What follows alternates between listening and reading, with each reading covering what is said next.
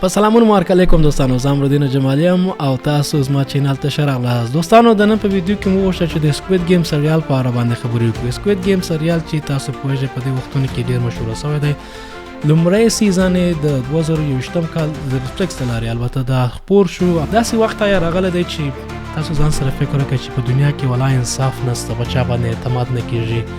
نو سکوید گیم غواړي چې دغه ستاسو سوالونو ته ځواب ووایي. نټفلکس ویلي وه چې موږ د دغه سریال د لارې څخه نږدې 900 میلیونه ډالر ګټه کړې ده. که تاسو سکوید گیم وګورئ، دا البته دا سریال د سرګرمۍ دپاره جوړ شوی دی، خو مګر که تاسو ښه پام ورته وکړئ په ډېر هنري شکل په ژوند کې هغه مهمه درسونه چې دي هغه یې په دې کې ځای پر ځای کړي دي. ما هم وغوښتل چې د 15 هغه مهمه درسونه چې دي ځینې واخلم او تاسو سره یې شریک کړم.